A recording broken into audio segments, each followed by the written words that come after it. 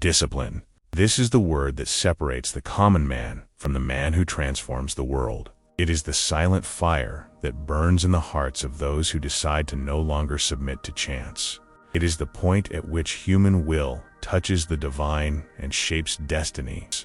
Napoleon Hill used to say that discipline is the bridge between desire and achievement, and perhaps no phrase sums up the mystery of this invisible force so well. Because discipline is not a passive virtue, it is an inner voice that demands obedience, even when the body begs for it. It is the yes to evolution, at the moment when everything within us screams to remain the same. From the first moments of life, we are drawn to comfort. The body seeks warmth, security, and predictability. But the soul, that indomitable part that Hill believed to be a spark of the infinite, yearns for expansion. And it is in the conflict between these two natures that discipline is born. It emerges when the spirit decides it will no longer accept the rule of inertia. It is at this point that man becomes a creator, not just a creature. Discipline is the breath that separates those who live reacting from those who are acting. Hill observed that the most successful people in any field are not the most talented, but those who have developed a sacred pact with constancy. He saw discipline as a spiritual force disguised as human habit, a power that reorganizes inner chaos and establishes order where before there was only impulse. When someone commits to their own evolution, something invisible begins to inspire in their faith. It's as if the mind gains a new axis, and the universe, recognizing this steady vibration, opens the way. What does it really mean to live under discipline? It's not waking up early just out of duty, nor following rules out of fear. It's something much deeper. It's making your will a personal law. It's telling yourself, I decide, and doing it, even if no one sees, even if the world doesn't understand. Hill believed that every disciplined act is a silent declaration of faith in yourself, in your own mind, and in the power that resides in the unseen. And this faith manifests itself in action. Virat Kohli's example illustrates this powerfully. He was an ordinary young Indian athlete with disordered habits in a mediocre lifestyle, until the day he decided to change. Not because anyone forced him, but because he understood a simple, brutal truth. If he wanted to be the best, he would have to become a different man. Hill would have seen in that moment the birth of disciplined consciousness, the moment when desire finds direction. Kohli abandoned excess, sacrificed immediately, and began to polish his body and mind. One who polishes a diamond. Step by step, repetition after repetition, he shaped his own destiny. The result wasn't just physical. He became a symbol of consistency, a mirror of focus, and living proof that discipline, when repeated with faith, transforms any human being into a force of nature. Hill would say that Kohli learned to align thought, emotion, and action, the triad that governs all great destiny builders, because true transformation begins in the invisible. Before the body changes, the mind has already reformed itself. Before the world recognizes it, man has already reconfigured himself from within. But is everyone willing to pay this price? That's the question Hill posed to those seeking success. He wasn't talking about superficial wealth, but about self-accomplishment. He knew that most prefer the empty promise of I'll start tomorrow to the silent pain of I'll do it today. Discipline doesn't shine at first. It hurts. It bruises the ego. It shatters illusion. But it's this pain that reveals how much comfort enslaves us. How many times have you promised to change? How many mornings have you given in to procrastination? How many dreams have died not for lack of talent, but for lack of consistency? Hill said that failure is rarely the result of major mistakes. It arises from the sum of small, daily concessions. When the alarm clock rings and we choose to sleep in a little. When fear convinces us it's too early or too late. When we let impulse decide instead of will. Discipline is the antidote to this inner fragmentation. It returns control to consciousness. It says, I choose what I do and what I don't do. And this choice, repeated consistently, is what builds the new reality. There comes a moment when human beings discover that every small decision is seed. Hill taught that the mind is a garden, and that disciplined thoughts are the plants that bear. The problem is that most people live planting one thing and expecting to reap another. They want success, cultivate laziness. They want health, but harbor addiction. They want freedom, but shy away from effort. Discipline is the silent gardener that pulls out the weeds of self-sabotage. It is what protects the fertile soil of the mind from the plagues of doubt and procrastination. And yet, there is something almost poetic in its rigor. Because discipline, when understood, is not punishment, it's art. It is art of polishing the invisible. Hill asserted that the human mind is a divine tool, and that each disciplined act is a form of purification of that tool. It is as if, with each conscious choice, man polishes his own soul. It is not a war against himself, but a return to the natural order. The entire universe is sustained by laws. Only man insists on chaos. Discipline is aligning oneself again with the cosmic rhythm. cooperating with the universal intelligence that directs everything. What if you thought about that now? If you imagined that each time you choose the more difficult path, you're approaching a higher dimension of your own being? Hill believed this. He saw the pain of effort not as punishment, initiation. All progress, he said, is born of a challenge overcome by the will. And what is discipline, if not will in its purest form? The disciplined person does not need the world to push them. They carry within themselves an invisible engine that moves them, even when everything around them discourages them. But that's precisely where most give up. Progress isn't yet visible, when results seem distant. Hill called this period faith's silent zone. It's the interval between planting and flowering, the time when the soil seems barren. Seed is alive. Only those who maintain discipline make it through this phase, because it requires vision. It requires believing, seeing. The common man waits for proof to act. The disciplined man acts to create proof. This is the difference that defines destinies. Perhaps the most important question is, what are you repeating every day? Because what you repeat becomes you. Hill said that habit is man's second nature. If habits are chosen consciously, destiny will be too. He knew that no one changes all at once. They change gradually, gesture by gesture. Discipline is the language with which the future speaks to us. Those who ignore it live lost in the echo of what could have been. Ultimately, Hill saw discipline as an act of self-love in its highest form. Loving yourself means not allowing yourself to live below your potential. It's caring for your mind with the same reverence you temple. Every morning you choose to act, you're affirming to the universe, I deserve the best I in the universe bonds. Because the energy of determination attracts opportunities. However, discipline is not a straight line. There are days when it falters, moments when the body gives in and mind loses way. Hill never denied this. He understood human nature and its frailty. But he also knew that strength is not born from the absence of falls, but from vision. Discipline is the eternal beginning, the daily rebirth of, and when it finally becomes natural, when right action no longer requires struggle, man realizes something has changed in his essence. Effort transforms into pleasure, sacrifice into freedom. Hill called this the state of mental harmony, when the mind and will cease to compete and begin to cooperate. It is at this point that discipline becomes creative power. So look at yourself now. Observe your routine, your actions, your habits. Are they building or eroding your destiny? Each choice is a brick, and each day a wall. Hill would say that a disciplined mind is a cathedral under construction, and that you are the architect. The question is, are you building a temple of greatness or a haven of excuses? Ultimately, discipline is the first miracle of human transformation. It's the moment the mind stops being a victim and becomes a cause. When you understand this, you realize that nothing is small anymore. Not a page read, not a walk taken, not a temptation resisted. Every act is a silent prayer toward the future. Hill always believed that the man who masters himself already has the universe on his side. And perhaps this is the most profound lesson of this journey. Discipline, not a prison, but a liberation in disguise. It is the force that breaks the cycle of mediocrity and awakens the being to its true dimension. Because the moment you decide to obey your higher consciousness, the entire universe bows before, and it is at that precise moment that destiny begins to change. There comes a time when life demands more from us than we're ready to give. It is the moment when will and fear clash, and the body hesitates between remaining in the shadows or walking toward. Napoleon Hill called this inflection point the invisible boundary between failure and mastery. Is there, at this limit, where almost everyone gives up, that true discipline is born. Not the kind imposed by external rules, the kind that emerges from within, from the clash between who you are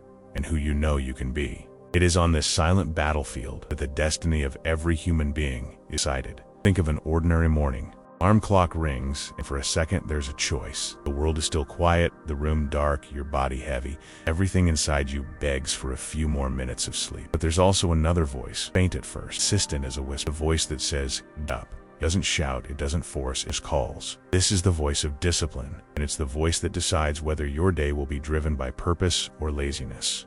Most ignore this call and return to their comfort zone, promising to start tomorrow. But those who heed it, even tired, even unwilling, awaken something few know: the power to govern themselves. Hill said this is the essential difference between the common man and the awakened man. The former lives in reaction to the environment. The latter acts from an internal principle, and that principle is discipline. What begins with a simple gesture, getting out of bed when you don't want to, is the same mechanism that builds empires, forms careers, sustains relationships, and generates achievements that the world calls miracles. But Hill insisted, there are no miracles, or laws. Discipline is one of them. He observed that habits are invisible portals through which destiny enters. A habit is like a mental track. The more times the train passes, the deeper the imprint becomes until it becomes impossible to change course without. This is why changing one's life seems so difficult. Not the body that resists, it's the brain. It strives to conserve energy, trying to hold on to what is known, even if it's leading us to ruin. The mind prefers repetition to risk, and this is why discipline presents itself as an almost spiritual. It requires going against one's own programming. Hill believed that the human mind is like an invisible workshop where everything is first constructed in thought and only later manifest form. He compared habit to clay and discipline to a sculptor. Without discipline, the clay hardens, and man becomes a prisoner of himself. With it, form is renewed, contours are redefined, and the being approaches its highest version. The problem is that most people try to change their lives with grand gestures, crash diet, a New Year's resolution, an impetuous decision. Hill laughed at this. He said the brain doesn't respect decrees but reveres constancy. Small daily victories, accumulated with patience, create more power than any sudden revolution. There's a little-known story Hill often told in his lectures. A young businessman came to him in despair, saying he'd lost everything: money, reputation, friends. Hill asked what he did in the early hours. The man replied that he slept late, woke up anxious, opened his phone, and read bad news. Hill simply smiled and said, "And that's where your downfall begins. No mind can create greatness if it begins the day in servitude." He advised, wake up an hour earlier. Spend 10 minutes in silence, 10 reading something uplifting, and 10 organizing what you do. This for 90 days, and your life will never be the same. The man followed the advice and months later rebuilt his business, and Hill praised him not for his success, but for his obedience. Learn to give yourself orders. The rest will follow. This is the secret that almost no one realizes. Discipline isn't about brute force. It's about inner mastery. It's training the will to overcome resistance. Every day we are tested by temptations disguised as quick pleasure, constant distraction, convenient excuses. The brain wants to conserve energy, the soul wants to expand it, and this struggle never ends. But Hill saw this as an opportunity, not a punishment. He asserted that each time a person overcomes the urge to give up, a new mental cell of strength is formed within them. Repeated effort builds not only results, but an identity. Imagine someone who decides to walk 20 minutes every morning. For the first few days, the mind But if the person persists, something begins to change. The body adapts, the mind quiets, and the act that once seemed like a sacrifice becomes a pleasure. Hill said that discipline is like a muscle. The more you use it, the lighter it becomes. What once required courage begins to happen naturally. And this is the point at which a person realizes they achieved something greater than a goal they've achieved themselves. But there are also dark days, those when nothing makes sense, when the world seems to mock effort. Hill called them testing days. These are the moments when life seems to test the silent faith of the disciplined. You wake up and feel that nothing changes, that effort is futile, that no one notices. That's when most give up one step before them. Hill argued that the universe hides rewards behind persistence precisely to filter out those who truly deserve them. Success is capricious. It reveals itself only to those who prove themselves worthy of it by repeated discipline. And when the turning point arrives, it doesn't come with trumpets or applause. It arrives like a whisper, a new clarity, a quiet strength, confidence no longer dependent on circumstances. It's the moment when discipline ceases to be effort and becomes nature. Man no longer fights against himself. He moves in harmony. Distractions still exist, but they have lost their power of command. The mind has become the captain of the ship, no longer the raging sea. Everyday life is full of these small decision points. The student who chooses to proofread one more page, the professional who resists the temptation to procrastinate, the parent who decides to be present despite exhaustion. Hill saw these anonymous choices as the true stage of success. He said that excellence is rarely dramatic. It is constructed in silence, under no one's gaze. There, in the anonymity of daily effort, that the mind is shaped to endure greatness. But there's a mystery to this that you understand. Discipline begins as an imposed force, a weight, an order. Over time, it transforms into something organic, as if the soul itself were directing the act. It's as if a higher intelligence takes the helm, guiding the person naturally. Hill believed this was the point at which man connects with the universal mind, source of all ideas. When human will aligns with the cosmic will, effort dissolves. What was once discipline becomes flow. And yet, this transition only happens to those who resist the first obstacle. Most people live trapped in the cycle of almost. Almost started, almost succeeded, almost changed. Hill called this the hell of the indecisive. He said that nothing is more tragic than a mind that understands what it must do, but fails to act. Thought without discipline, fire without oxygen. It burns for a moment, dies. Therefore, every disciplined gesture, how small, is a victory, a massive fate. It's proof that you are writing your own story, not being written by it. Hill saw this as the essence of true freedom, the power to choose consciously, even when instinct demands otherwise. Discipline, ultimately, is the exercise of will over impulse, of consciousness over chaos. And if there's one thing Hill wanted everyone to understand, it's that discipline isn't born. It's earned day by day in small, invisible battles. There's no such thing as naturally disciplined people. Only people who decided not to give up when it would have been easy. They discovered that the miracle of transformation doesn't happen all at once, but reveals itself slowly, non-dissolving. In the end, the mystery remains. Why do some hear the voice of discipline, others don't? Hill would say the answer lies in the intensity of desire. The mind obeys, and if you truly love your future, your vision, your peace, you will find the strength to obey that inner voice, even when everything inside you wants to silence it. This is how the cycle completes. What began as struggle becomes harmony. What seemed like imprisonment reveals itself as freedom. And life, once confused and disordered, begins to move in rhythm with something greater, something Hill would call the spirit of self-determination. It is at this point that the common man begins to disappear, and in his place emerges the conscious creator of his own destiny. There is something silent and invisible that governs all our destiny. It's not external events, nor circumstances we deem uncontrollable. It's the pattern of our thoughts. Napoleon Hill said that man is shaped not by what he occasionally does, but by what he constantly thinks. What enters your mind most frequently becomes the substance of your future. Therefore, mental discipline, the highest of all discipline, it is the filter that separates noise from wisdom, impulse from intention, chaos from creation. Those who master the mind not only change the course of their own life, but also alter the invisible field that surrounds them. Most people believe they think, but they merely repeat thoughts the world has placed within them. Ideas of fear, guilt, limitation, and comparison subtly infiltrate until they become intimate truths. Hill saw this as the greatest human tragedy, the mind that becomes a servant of its environment. He argued that modern man is bombarded by external voices that distance him from own will, and without realizing it, he begins to confuse what he desires with what he was told he should desire. The result is a multitude of fragmented minds, incapable of listening to their own action. Mental discipline begins when you realize that not every thought that pops into your head deserves your attention. Hill compared the mind to a radio tuned to the universe.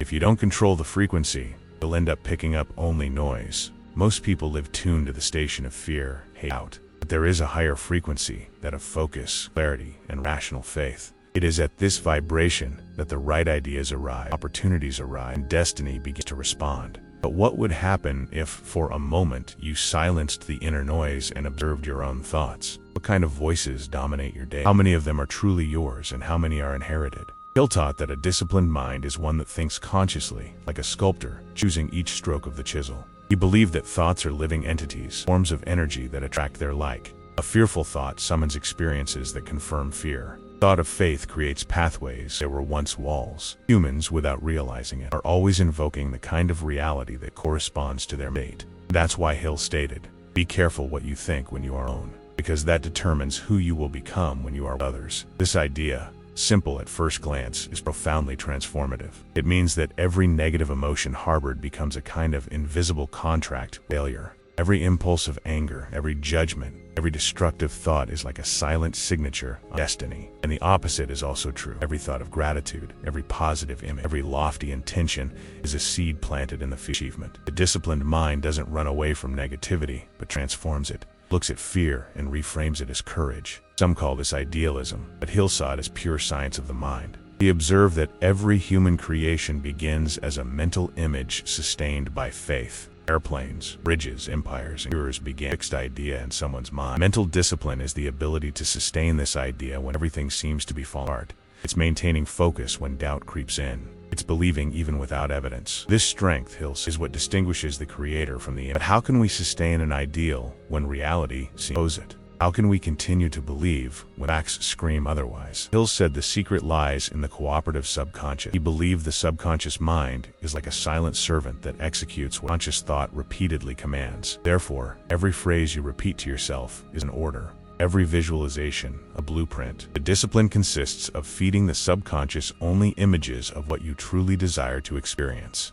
Those who feed fear reap scarcity. Those who nurture vision reap direction. The universe doesn't distinguish between imagination and reality. It responds to the emotional intensity of thought. And this is where power becomes dangerous, because an undisciplined mind also creates destruction. How many times have you attracted the very thing you feared most? You'll observe that fear is an inverted prayer, an unconscious request for what you don't want. He saw pessimism as a form of collective hypnosis that paralyzes human potential. For him, mental discipline was not just a habit of success, a matter of spiritual survival. There's something unsettling about this perspective. What if most of what we call bad luck is simply the result of repeated thoughts filled with negative emotion? What if reality is, in fact, a mirror of our own mind? This vision can be frightening, but it also liberates. Because if the world reflects what you think, then the power to change it is in your hands. Hill asserted that a disciplined mind creates order even in chaos. It observes the facts without surrendering to them. It is not a mind blinded by optimism, lucid in faith. It is capable of saying, "This is what I see, but it is not what I choose to maintain." This inner posture creates a magnetic force. People, ideas, and coincidences begin to align like invisible pieces on the same board. And it's at this point that the unexpected happens. That seemingly impossible project finds a solution. The right contact appears chance. An intuition emerges and resolves in minutes what months of effort failed to resolve. Hill called this disciplined synchronicity, the point at which human endeavor aligns with universal intelligence. To the outsider, it seems like luck. To the insider, it's simply consequence. But what if at some point this harmony is lost? What if thoughts begin to fragment, returning to the noise of doubt? Hill said this is the ultimate test. The disciplined mind seeks not to eliminate chaos, but to master it. It is like a conductor who, faced with dissonance, restores the rhythm. When fear returns, it observes and dissolves it. When doubt speaks, it listens and responds clearly. Mental discipline is the power to remain whole amidst confusion. Ultimately, everything Hill taught about the mind converges on a single revelation. The external world is merely a reflection of the internal structure. What you change within inevitably manifests itself without. No achievement is sustainable without mental. No downfall is definitive for those who keep their minds focused on victory. And perhaps the most provocative question of all is this: if thoughts truly shape reality, what exactly are you creating right now? Because, like it or not, mind is always building something, and discipline is the only force capable of ensuring that what emerges from it, greatness, not a repetition of fear. Time is the most democratic and, paradoxically, the most wasted commodity in existence. Napoleon Hill said that he who does not respect time will never understand success, because time is the only currency that does not multiply. You can lose money and recover it, you can lose status and regain it, but a single minute spent without purpose is a particle of life that never. Yet most people live as if time were infinite, as if the days were endless. Hill saw this as the root of human failure, the illusion that there will always be a better tomorrow, even when nothing is done. He believed that how a person uses the first and last hours of the day reveals what they truly think of themselves. Imagine someone who wakes up at 6 in the morning. Instead of giving in to the automatic habit of scrolling through their phone, they dedicate the first few minutes to silence, breathing, and reviewing their goals. This simple gesture changes brain chemistry. Modern research confirms that the first 30 minutes after waking are when the subconscious is most open to programming. It is in this moment that the emotional tone of the day is formed. Hill knew this decades before science proved it. He called these moments the golden hour and asserted that those who wasted giving their attention to digital chaos begin the day as slaves to their circumstance. There is a little-known account of him. During the period in which he wrote Think and Grow Rich, Hill would often wake before sunrise and walk in silence for long minutes. He would watch the sky change colors and reflect on the passage of time. He once wrote in his diary, "While the world sleeps, time visits me, and every step is a reminder that it never returns." This routine stayed with him throughout his life. He believed that respecting time was a way of respecting one's soul, but most people don't think so. Modern people live distracted, torn between obligations and patience, believing that productivity means filling every minute with noise.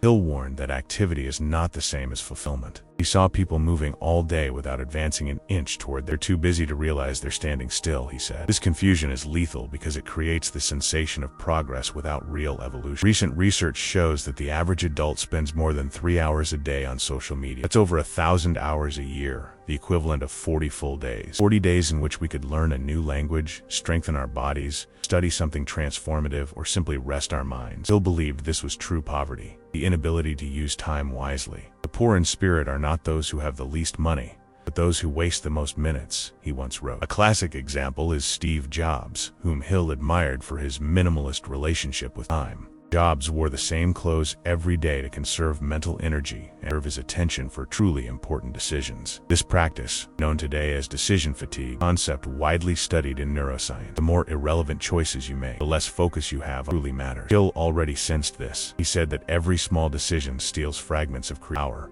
He who masters his time, masters his mind. He who wastes time, loses himself. Hill was once asked to advise a young executive who was exhausted and overwhelmed by tasks. The man claimed to have no time for anything. Hill asked him to describe a typical day. He discovered that the executive spent about 2 hours commuting, an hour on social media, another hour in unproductive conversations, and another hour reviewing tasks that had already been completed. "You don't lack time," Hill said. "You lack hierarchy." The advice was simple. Choose 3 priorities each day, and within a few weeks the man not only regained his focus but also began sleeping better. Hill concluded that time isn't the problem. The problem is waste masquerading busyness. But there's something even more subtle: the emotional relationship with time. Hill realized that many people live as if time were an enemy, something to be fought. They live in a rush, anxious, trying to defeat it. Others treat it as something banal, believing there will always be more. Both are wrong. Time is neither an enemy nor an ally. It's a mirror. It gives back exactly what you do with it. A day lived with purpose multiplies in meaning.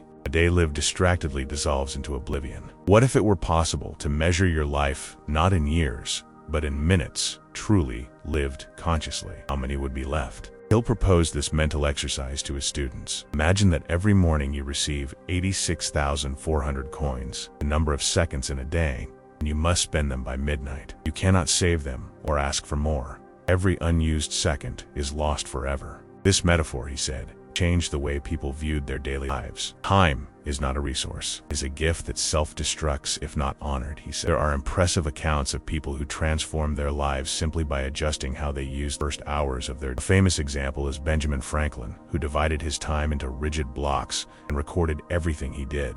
He wrote at the top of his journal every morning, "What good will I do today?" And at night, he asked, "What good have I done today?" This simple practice created one of the most influential men in history. Hill saw Franklin as a living model of his philosophy, a man who understood that time doesn't need to be controlled, only directed. But what happens when you ignore this truth? Hill used to tell the story of a friend who wasted years in distractions. When he finally realized it, he tried to make up for it with haste and desperation. He became a task hoarder, unable to breathe. Hill warned him, "Those who try to make up for lost time end up wasting the present." The lesson was harsh, but necessary. Reclaiming time isn't about doing more, but about doing better. The human mind, Hill said, operates like an internal clock. When we live with discipline, it harmonizes with the natural rhythm of the universe. When we live in disorder, the internal clock goes haywire. That's why the disorganized are always tired. They fight against but the disciplined, even in the midst of great responsibilities, seem to have more time than others. It's not a miracle. It's awareness. He understood that the secret isn't finding time,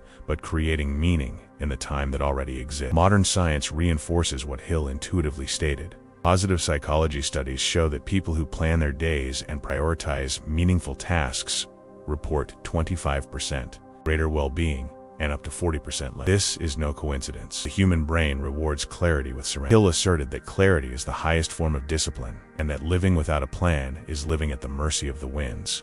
However, even Hill recognized that there is a mysterious force in the way time responds to those who respect it. He recounted stories of people who, after years of procrastination, began to act with discipline and saw opportunities arise almost supernaturally. It was as if the universe, seeing their commitment, decided to cooperate. To him, this wasn't magic, but the natural consequence of the law of cause and effect. Time, he said, bows before the mind that vows. There's a curious point that few realize. The more disciplined one becomes, the more time seems to end. Hours yield more, focus increases, and distractions lose their power. It's as if reality responds to the internal order with its own elasticity. Hill saw this as proof that time is an expression of consciousness. The more present you are, the more expansive it becomes. The distracted live trapped in the past and the future. The disciplined live entirely in the now. And that's where everything happens. But what does respecting time really mean? It's not about rushing around or a leisure. About putting everything in its proper place, about giving full attention to what matters and silence to what doesn't. Hill believed that the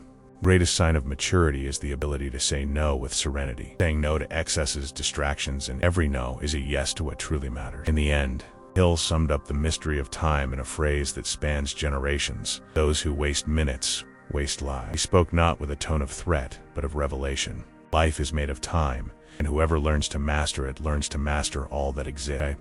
The discipline of time is the bridge between chaos and creation. And when this is finally understood, something changes forever. Every second takes on weight, every gesture gains purpose, and the clock ceases to be an enemy. Time becomes a silent ally. Those who respect it discover that in truth, they never lacked time. Only conscious time is the only resource no one can. Napoleon Hill said that a person's life is the sum of what they do with the 24 hours they are given each day, and that every minute spent aimlessly is a blank page torn from their own destiny. The clock never stops. Man acts as if eternal. He wakes up, repeats gestures, fills the day with urgencies, and calls it living, while the essential slips away through the gaps of habit. Hill saw this carelessness as true waste, not of hours, but of consciousness. He used to remind us that the first moments of the morning set the tone of the mind. He said that while writing, Think and Grow Rich, he would wake before the sun and walk for long minutes. And he would watch the sky lighten and record 3 questions. What will I do usefully today? How can I serve better? What do I need to silence within myself to hear the? This small ceremony gave his routine an almost sacred rhythm. Years later, neuroscientists would prove that the 30 minutes after waking are when the subconscious is most open to new programming. Hill had intuited this from direct experience. A disciplined mind sets its own mood before the day does. But most people wake up and give in to the notifications, messages, the urgency of others. The mind, which should be in charge, begins the day obeying. Hill called this invisible slavery and saw it as the root of modern exhaustion. It's the person who lives busy but not productive, who rushes but doesn't move forward.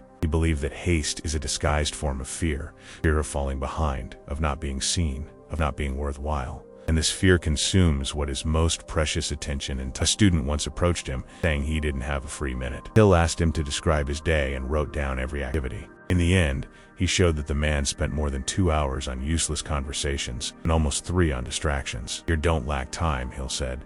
You lack hierarchy. His advice was simple. Choose 3 tasks that truly matter and do them before any. 3 months later, the student reported that his entire life had been reorganized. Hill smiled and summed it up. Time doesn't change. You change the way you inhabit it. There's something mysterious about this. Disciplined people seem to have more hours than others. Hill said that time bends to clarity. When the mind is organized, the hours expand. When it's confused, they compress. This is why the disorganized end the day tired and empty. They fought the clock and lost. The disciplined end the day serenely because the clock has become their ally. A curious fact illustrates this idea. Benjamin Franklin, whom Hill deeply admired, divided his day into task blocks and recorded everything he did. In the morning, he would write, "What good will I do today?" At night, he would ask, "What good have I done today?" This simple practice created one of the most influential men in history. Hill saw in Franklin proof that time and virtue are inseparable. To manage one is to cultivate the other. But respect for time goes beyond productivity. Hill said that every minute wasted on trivialities is a minute stolen from one's own peace. He warned that modern man suffers not from a lack of time, but from an excess of stimulation. He called this scatteredness syndrome, a state in which the brain is always full and the soul always empty. For him, the cure lay in silence. 10 minutes of stillness a day, he stores more than hours of distraction. Hill had an almost spiritual reverence for time. He believed it to be the instrument by which God measures human discipline. Time is the judge that never. Therefore, he saw punctuality and consistency in the form of prayer. Regardless of belief, the act of sticking to a schedule, finishing what one starts, planning one's day, is a gesture of respect. For modern studies confirm his insight. People who plan their tasks in advance are up to 25% more productive and have higher levels of satisfaction. But Hill already knew intuitively, planning is an exercise in faith. It's affirming, I trust that I will have the time and strength to do it. This trust gives direction to the mind, and direction creates energy. There are also surprising stories that illustrate how time responds to discipline. Hill told the story of an inventor who, after years of failure, decided to follow a rule: to work exactly 4 hours a day on his project, without interruption. In less than a year, he achieved the result he had sought for a decade. When a man keeps a pact with time, Hill said, time keeps a pact with him. What if we measured life not in years, but in minutes fully lived? Hill conducted this exercise with his students. He asked them to imagine receiving, every morning, 86,400 coins, the number of seconds a day. None of them could be saved. How would they spend them? The mere thought changed the way they looked at time. Because deep down, time is the measure of the value we place on life itself. Hill also warned about the opposite extreme, those who become slaves to productivity. He reminded us that respecting time doesn't mean filling it to exhaustion, but using it consciously. There are moments for work, but also for rest, for contemplation, for being with loved ones. Balance is the supreme discipline. Finally, Hill summed up his philosophy in one image. Time is like a river. You can let it sweep you away, you can try to dam it, or you can learn to navigate it. The disciplined sailor is the one who reads the currents, adjusts the rudder, and keeps going, even when the wind changes. He knows he doesn't control the flow, but he does control the course.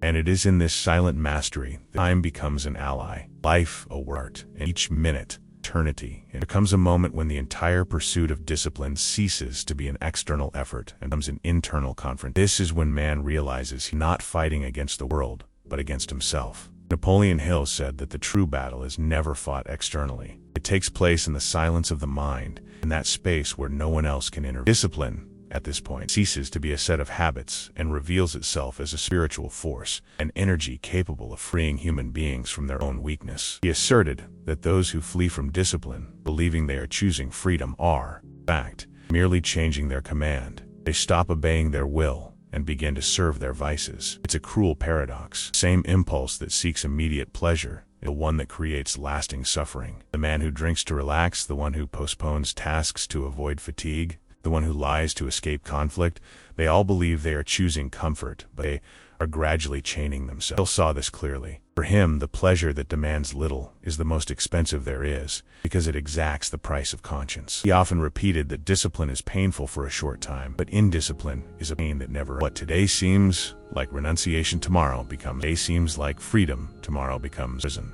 There was a story he often recounted. A man came to Hill, broke, saying he'd lost everything because of alcohol. He was intelligent, talented, and for a time, even successful. But he always told himself he had the right to relax. Pressure. I just want to feel free. Hill listened silently and replied, "You didn't lose your freedom when you started drinking. You lost it when you stopped choosing." This sentence hit the man like a blow. He understood, in that instant, that he hadn't been dominated by a substance, but by a habit. From that day on, he decided to apply self-discipline in small doses. First a day without drinking, then a week, then a month. At first, he suffered. His body trembled. His mind screamed. But as he resisted, he felt something new arise. Self-respect. A year later, he was not just a sober man, he was a free man. This is the secret almost no one wants to face. Discipline feels like a prison until you live without it. The absence of limits creates a kind of chaos that destroys from within. Hill called this illusory freedom and said it is the silent cause of millions of failures. Man free of rules thinks he has beaten the system, soon discovers that the system is internal. The mind needs direction, just as the body needs a spine. When that structure disappears, everything falls apart. But Hill also saw the other side, the almost magical transformation of those who embraced discipline with faith. He observed soldiers who, after war, were able to rebuild their lives because they maintained the habit of order and purpose. He saw entrepreneurs rise from the ashes simply because they kept acting even when there was no hope.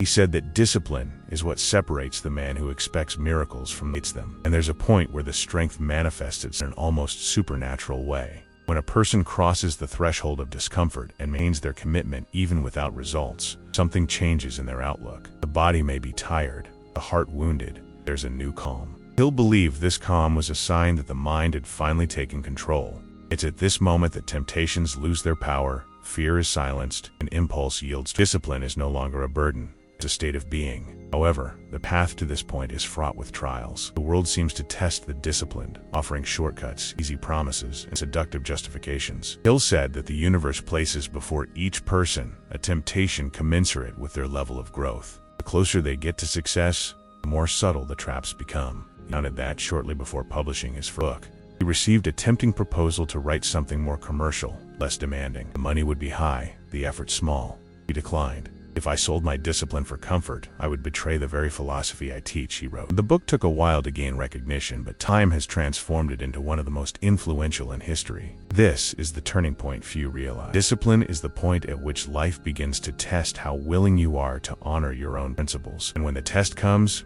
it doesn't warn you. Sometimes it arrives in the form of fatigue, sometimes in the form of doubt, sometimes in the form of temptation. What discipline does is keep you standing, even if stubbornly. Hill believed that there are times when keeping going is no longer a matter of motivation, but of character. The danger is that many confuse discipline with rigidity. They think it means living without pleasure, without spontaneity. Hill denied this. For him, true discipline doesn't stifle freedom, it directs it. It's what allows us to enjoy without guilt, work without exhaustion, love without losing ourselves. Balance. It's consciousness in action.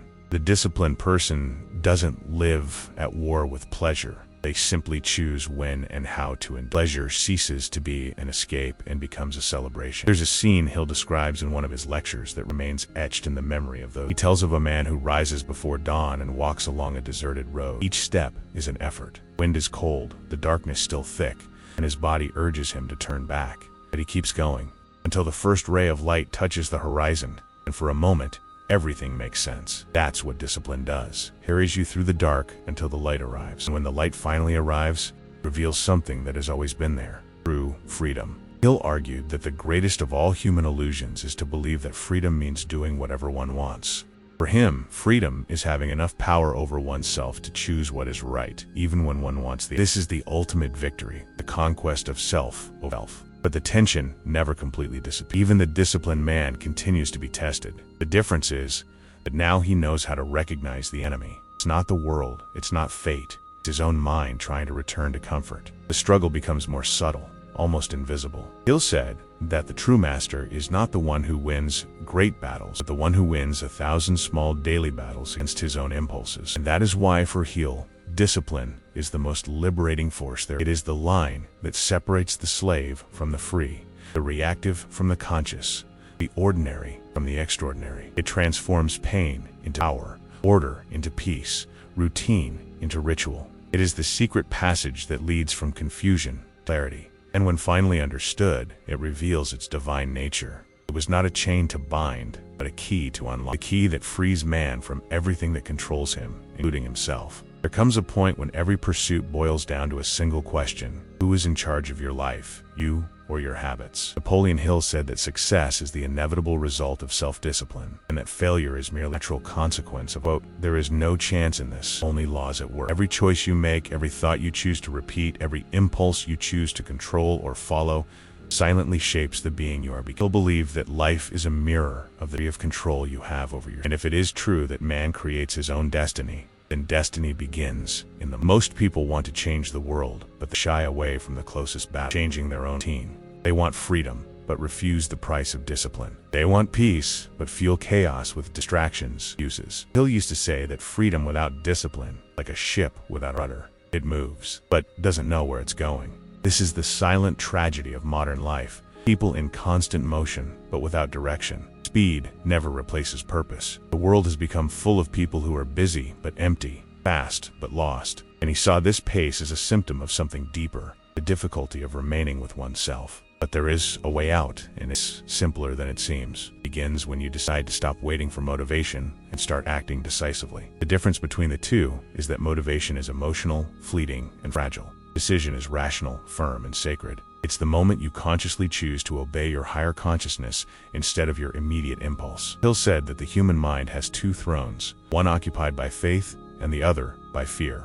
What you feed governs, and every act of discipline is an offering to faith. Faith in yourself, in your vision, in your ability to begin again when everything seems. Consider for a moment the people who changed the world. None of them were spared sacrifice. They were, above all, disciplined. Hill saw in them a reflection of a universal truth. Every great achievement begins when someone decides to continue despite the pain. He believed that pain is proof that the mind is expanding, that something within us is strengthening. To escape it is to remain the same. To go through it is to evolve. That's why he said that discipline is the purest form of faith, the faith that effort is worthwhile, even before the results appear.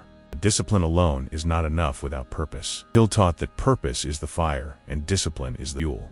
One without the other is insufferable. A disciplined man without purpose becomes a machine. A purposeful man without discipline becomes a dreamer. When the two come together, the possible becomes only a matter of time. Therefore, he insisted that each person must have a defined purpose in life, something that wakes them in the morning and keeps them going, even when the world seems indifferent. Purpose is what gives direction to discipline, and discipline is what gives shape to purpose. Now imagine if you applied just a fraction of what you've heard so far, not as a distant promise, but as a practical decision. One small step a day, 20 minutes of reading, 10 minutes of silence, an hour of deep work without distractions, conscious gesture of self-control. Hill asserted that greatness is not built on extraordinary days, but on ordinary days done with awareness. Each repetition is a vow for the future you desire. Each disciplined action is a seed planted in fertile soil. And like every seed, the result takes time, but it arrives. He also said that success is not a state, but an ongoing process of self-mastery. Even those who have already achieved great things need to renew their discipline every day. Someone cleaning a mirror to see the clearest reflection. Life is movement, and self-control needs to keep pace with that movement. Hill called this conscious renewal, the daily choice not to get lost in automatic mode. Remember who you are, and it's the practice of reconnecting the present to your greater purpose.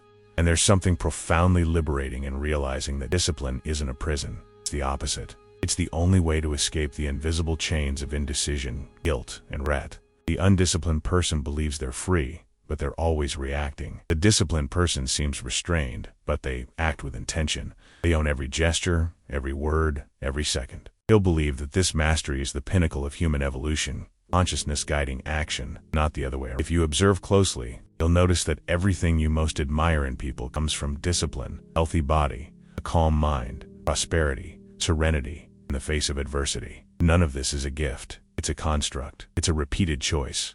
Hill said that the man who masters himself is more powerful than he who rules an empire. As the empire may fall, but inner mastery, and this is the true legacy of self-discipline. It transforms you into something that not even time can destroy. And now, given all that has been said, the inevitable question arises: what will you do with this moment? Because this very minute is the starting point of a new story. Hill believed that there are no coincidences. If you're hearing these words because you're ready to change, maybe you don't know how, maybe you doubt your strength, but it's there, waiting. To discipline is the bridge. Take the first step today, even a small one. Close the cycle of procrastination.